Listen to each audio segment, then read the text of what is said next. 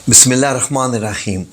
नाज़रीन, आज की वीडियो बड़ी ख़ास है। नाज़रीन, आज की वीडियो में मैं आपको बताऊंगा कि हम लोग ख़ता करते हैं, इंसान ख़ता का पुतला है, लेकिन ख़ता करने के बाद जो तौबा का मामला है वो कितना अहम होता है, वो आपको मैं एक वाक़े के ज़रिए बताऊंगा जो कि मस्जिद नबी अल शरीफ में पेश आया और नबी करीम सल्लल्लाहु अलैहि वसल्लम ने ये जो सारा मामला हुआ ये किस तरीके से आप सल्लल्लाहु अलैहि वसल्लम के साथ हुआ। तो नाज़रीन, ये एक सहाबी हैं अंसारी, हज़रत अबू लबाबा, ये उनका वाक़या है। आपसे मेरी दिली गुजारिश है कि अगर आप ये वीडियो मुकम्मल देखेंगे तो आपको यकीनन मालूमात के साथ साथ तौबा कबूल होने का तरीका, तौबा करने का तरीका, नियत करने का तरीका, ये सारे पता चल जाएंगे, क्योंकि ये जितने भी सारे वाक़यात हैं ये क़यामत तक आने वाले लोगों के लिए सबक हैं।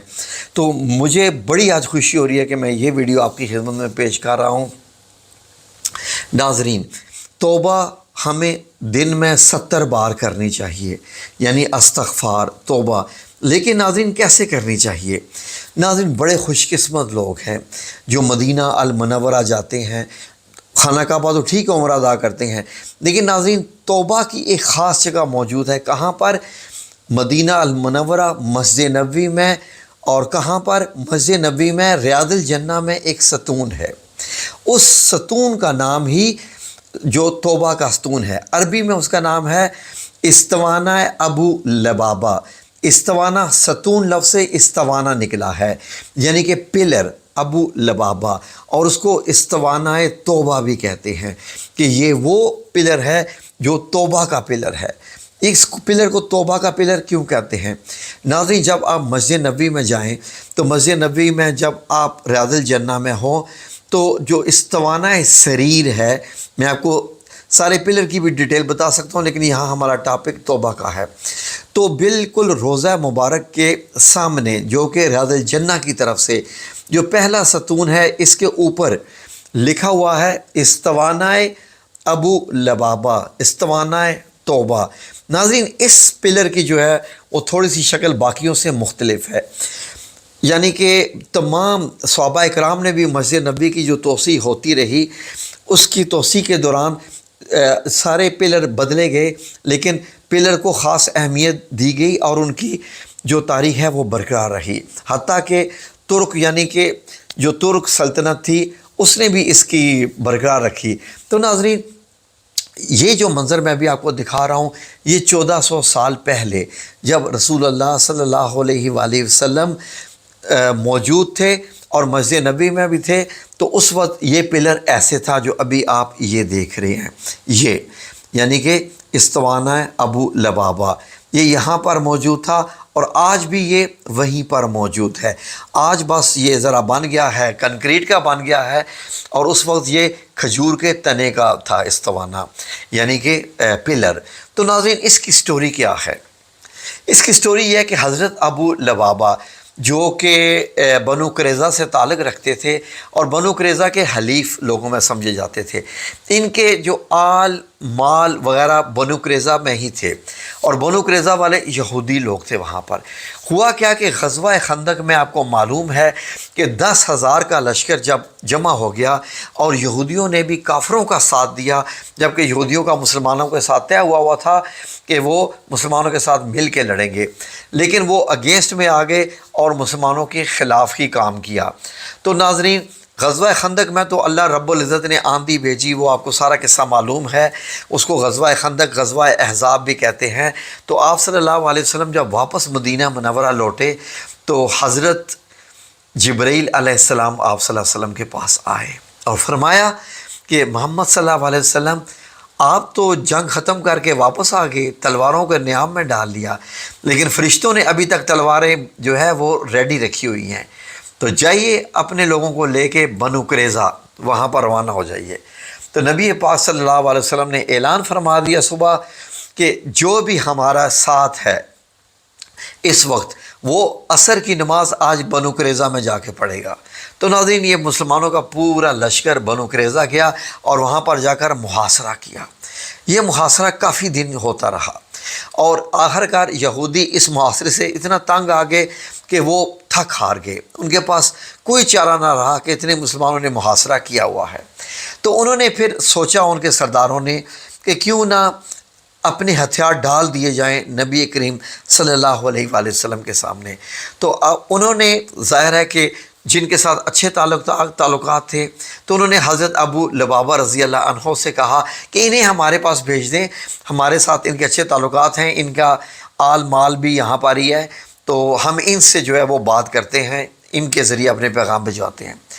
جب حضرت ابو لبابہ وہاں پر پہنچے تو ان کے مرد سارے حضرت ابو لبابہ کے پاس آئے، یعنی کہ حضرت ابو لبابہ جب یہودیوں میں گئے، اس علاقے میں اکیلے گئے، تو وہاں کی عورتوں اور بچوں نے رونا شروع کر دیا، اور حضرت ابو لبابہ کا اس رونے سے دل پہ رقت طاری ہوئی اور بہت دکھ ہوا۔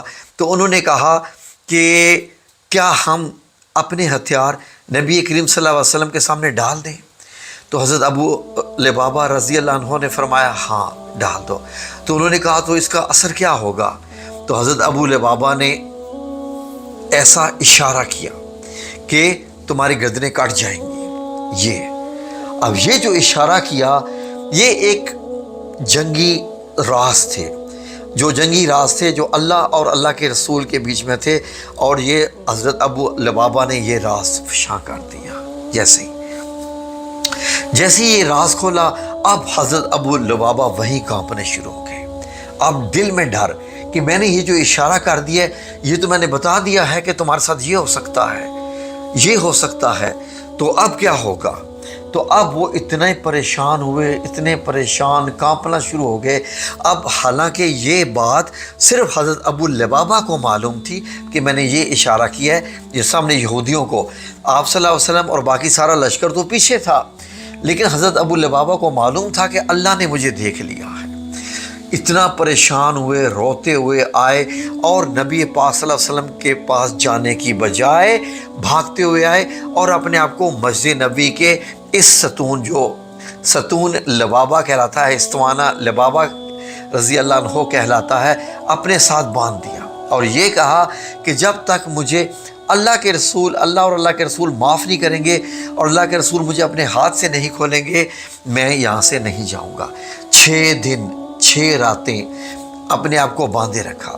نماز کے ٹائم پہ آپ کی بیوی آتی، رسیوں سے آپ کو کھولتی، آپ نماز ادا کرتے، اور پھر اسی بندے رہے۔ نیند وغیرہ سب کچھ اسی پلر کے ساتھ تھی۔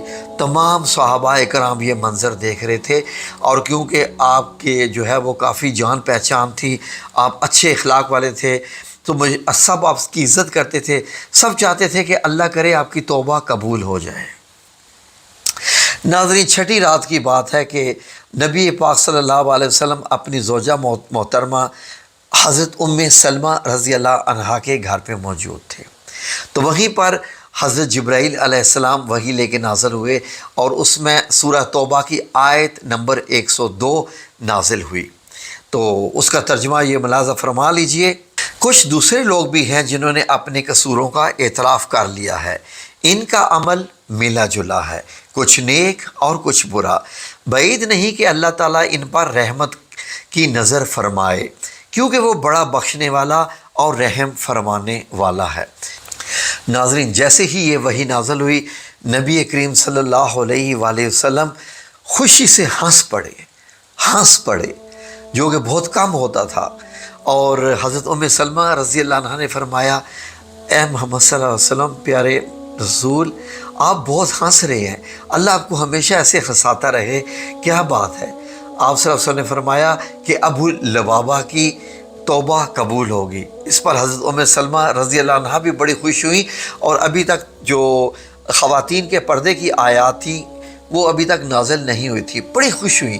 رات کا وقت تھا، تو فرمایا کہ اگر آپ اجازت دیں تو میں یہ خوشخبری ابو لبابہ تک پہنچا دوں۔ آپ صلی اللہ علیہ وسلم نے اجازت دے دی کہ یہ دے دو۔ تو آپ اپنے حجرہ مبارک کے دروازہ میں آئیں۔ یہ ابھی جو میں آپ کو تصویر دکھا رہا ہوں، یہ حجرہ مبارک حضرت سلمہ رضی اللہ عنہا کا ہے، اور یہ مسجد نبی میں یہ والا ستون آپ یہ جو ابھی اسکرین پر دیکھ رہے ہیں، کتنا فاصلہ ہے، اور اگر رات کا وقت ہو تو کتنی آواز جاتی ہے تو ناظرین دروازے کے حجرے پر حجرے کے دروازے پر آ کر حضرت سلمہ نے مبارکباد دی کہ ابو لبابہ تمہاری توبہ قبول ہو گئی ہے، کیونکہ پورے مدینے میں بڑی پریشانی تھی کہ 6 دن 6 راتیں ہو گئی اور توبہ قبول نہیں ہو رہی۔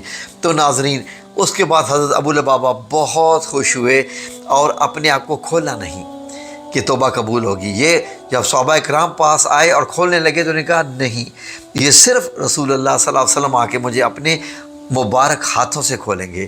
تو جب فجر کی نماز کے لیے آپ صلی اللہ علیہ وآلہ وسلم تشریف لائے اور آپ نے پھر اپنے مبارک ہاتھوں سے حضرت ابو لبابہ رضی اللہ عنہ کو رسیوں سے کھولا، اور اس کے بعد پھر ایک خوشی کی لہر جو ہے وہ مسجد نبی میں پھیل گئی کہ اللہ رب العزت نے ایک انصاری صحابی کو معاف فرما دیا، اور الحمدللہ اللہ تو بڑا معاف فرمانے والا ہے۔ تو ناظرین یہ آیات جب آپ کو معلوم ہے قصہ، اب جب آپ وہاں پر جائیں گے تو آپ کی کیا کنڈیشن ہوگی۔ مجھے اپنا وہ وقت یاد آتا ہے کہ میں تقریباً 3 گھنٹے تک ناظرین تقریباً میں 3.5 گھنٹے تک اسی استوانہ اسی پلر کے ساتھ ٹیک لگا کر بیٹھا رہا اور قرآن پاک کی تلاوت کرتا رہا۔ اور ناظرین یقین کریں کہ جو بندہ بھی چاہے کہ اس کی توبہ 100% ویسے تو اللہ قبول کرنے والا ہے کہ بشرطے کہ توبہ دل سے اور نیت سے اور اس ارادے سے کی جائے کہ اندھا میں یہ نہیں کروں گا، تو اس استوانہ کے پاس جا کر آپ سورہ توبہ کی آیت نمبر 102 کو کم از کم آپ اگر 100 بار پڑھ لیں گے، 100 بار پڑھ لیں گے، یقین کریں ناظرین تو اللہ رب العزت آپ کی توبہ قبول فرما لے گا اور انشاءاللہ آپ کو گناہوں سے پاک کر دے گا۔ وہ لوگ جو مسجد نبی نہیں جا سکتے وہ گھر پر ہی بیٹھ کر اللہ رب العزت سے یہی توبہ کریں کہ یا اللہ میں بھی توبہ ایسا ہی کرتا ہوں جیسے حضرت ابو لبابہ رضی اللہ عنہ نے کی تھی، کیونکہ اب ناظرین غور کیجئے کہ حضرت ابو لبابہ یہ بات نہ آ کے مسلمانوں کو بتاتے کہ میں نے ایسے اشارہ کیا ہے، تو یہ تو بات صرف اللہ اور اللہ کا رسول اور حضرت ابو لبابہ ہی جانتے تھے، لیکن ان کو معلوم تھا کہ میرا رب دیکھ رہا ہے، مجھ سے غلطی ہو گئی ہے، اور غلطی کو جو ہے وہ اعتراف بھی کر لیا، اپنے لیے سزا بھی خود ہی منتخب کر لی کہ باندھ دیا اپنے آپ کو۔ تو ناظرین بڑے خوبصورت یہ قصے ہیں مسجد نبی کے، کاش کہ آپ لوگ اس ویڈیو کو لائک شیئر کریں تو میں مزید ہر ایک پلر کی، جتنے بھی یہ پلر ہیں ان سب کا اپنی اپنی ایک کہانی ہے، میں آپ کی خدمت میں پیش کروں تو آپ کو پتہ چلے کہ کتنی روحانی باتیں ہوتی ہیں یہ والی۔ تو ناظرین یہ آپ عمل کیجئے، اللہ رب العزت توبہ قبول فرمائے۔ جب توبہ قبول ہو جاتی ہے تو آپ کی ساری دعائیں قبول ہونے لگتی ہیں، اللہ آپ سے راضی ہو جاتا ہے، اللہ آپ سے خوش ہو جاتا ہے، اور پھر آپ جو مانگیے اللہ رب العزت عطا بھی فرماتا ہے۔ توبہ ہو تو حضرت ابو لبابہ رضی اللہ عنہ جیسی۔ جزاکم اللہ خیر، اللہ آپ سب لوگوں کو اپنی حفظ و امان میں رکھے، آمین یا رب العالمین۔